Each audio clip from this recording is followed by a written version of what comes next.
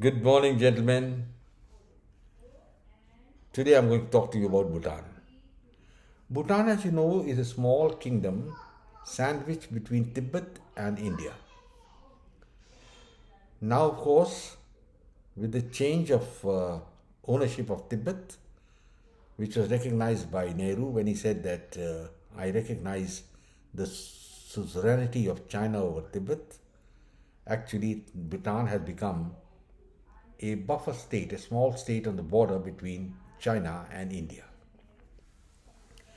Well, gentlemen, Bhutan has always been an independent country, but it never had any external relations. And in 1950, they had signed a treaty with the Indian Union in which they had said that Bhutan's defense and foreign affairs would be looked after by India. And in other words, Bhutan had become a protectorate of India. Everything was going fine for a few years, but unfortunately, we had a leader like Pandit Jawaharlal Nehru who didn't have any military sense, any strategic sense, and he was just sitting in a dream world wanting to be a great third world leader. I have to bring this point out because this is the crux of the issue.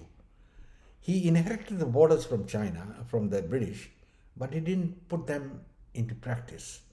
He forgot the age old adage, which we all know, that ownership is 9/10 of the law. So, those areas which he was claiming, he never policed them, never set up any administration, and the net result was that the Chinese occupied those areas. In particular, area as big as Punjab, almost 35,000 square miles, was captured by the Chinese, and Pandit Nehru didn't know about it. Well, gentlemen, I'll not go into what all happened with the problem, but the problem is that Nehru was living in a daydream. He was daydreaming all the time. India suffered the defeat with China in 1962, but that also didn't act as a rejuvenating factor for the Indian political leadership. And India thought everything would continue as it is, honky dory.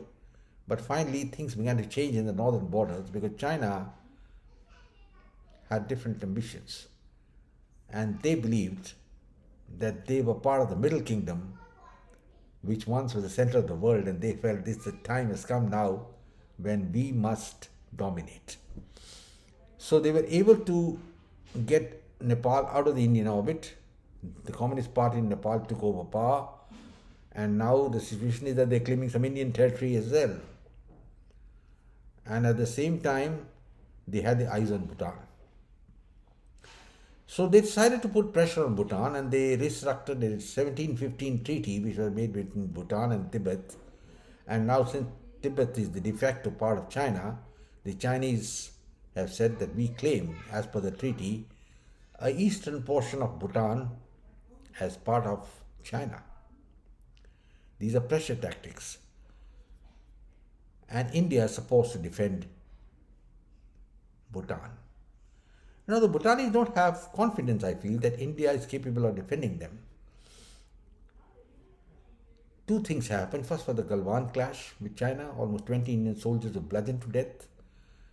And despite all the propaganda, the fact is India could not push the Chinese back. Then, early to that was the Doklam crisis and the tri-junction between Bhutan, Sikkim, and Tibet. And there also, the Chinese had a tactical victory in the sense they went back a few hundred yards but set up their camp there, and the Indians came back. They had a brigade and they came back. And Bhutan was getting very insecure as to what is happening because the Chinese were putting a lot of troops on the Bhutanese border. And finally came this ace of the Chinese sleeves, the 1715 treaty, and Bhutan was taken aback. So the Bhutanese realized that the time had probably come that they better negotiate with the Chinese on their own. Now, Bhutan and China do not have diplomatic relations, and there is no Chinese ambassador in Bhutan, neither any Bhutanese ambassador in China. But contacts have established, and they started negotiations. Now, this has been a surprise to India. Obviously, it should be. because what has happened is India is supposed to be the benefactor and Bhutan is the protectorate of India. But this has happened because the Bhutanese have felt that India doesn't have the geopolitical clout to match China. In a way, I think it is correct. If you remember, there was a wonderful novel written by the Punjabi writer Nanak Singh. He wrote, Ik Mya Do Talwara. That means one scabbard and two swords. And the two swords, which I'll interpret as are India and China, and only one of them can fit in the scabbard as the leader of Asia. Pandit Nehru, by his foolish acts, frittered away the entire advantage which had been left to him by the British, and finally India became the laggard.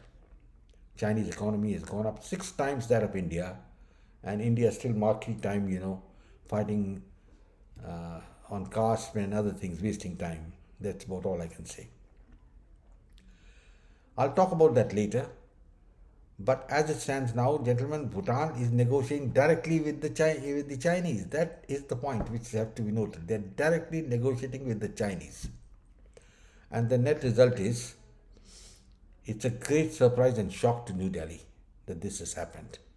And I don't think it is going to be long, because Bhutan may very soon exchange ambassadors with China, because Bhutanese are feeling insecure. And Bhutan is a very small country, and the Chinese have got deep pockets. They'll be able to give a lot of money to Bhutan, get development. They, after all, have brought in a lot of development in Tibet also. Well, gentlemen, this is the crux of the issue. Bhutan going out of the Indian orbit. And who's to blame for it? The Indian leadership. There's no doubt about that. At the same time, despite Narendra Modi coming in, there hasn't been any mega shift in the Indian policy as far as China is concerned. Alistair MacLean wrote that famous book, Fear is the Key, that still continues to dominate the Indian thinking. That is why the Indians have only got a defensive posture against China. There is no aggressive posture. And now I hope the Indian leadership will wake up, and take action on Bhutan. In fact, in my view, once Sikkim had become a part of India, at that very time, India should have occupied the whole of Bhutan. Why didn't they do it? Because right from Nehru downwards to Indira Gandhi, anybody, they didn't have the geopolitical vision that India should dominate the world. They thought everything is fine, ahimsa, all that is good. But no country became a world power with ahimsa. And one must exert himself. So that's the missed opportunity gone by, went away. And now the only situation which we have is that the Chinese are on your doorstep. And once if Bhutan, like Nepal, gets closer to China, it's going to be the biggest shock for the Indian leadership, because we will not have a single country which supports India in the entire region from Burma down to Pakistan, which in any case has declared itself to be India's enemy. Gentlemen, I close now. Wish you all the best. Glory to India. In the meanwhile, please subscribe to my channel, share it with your friends, and come back for more. I look forward to further interaction with you. Goodbye and God bless. Take care.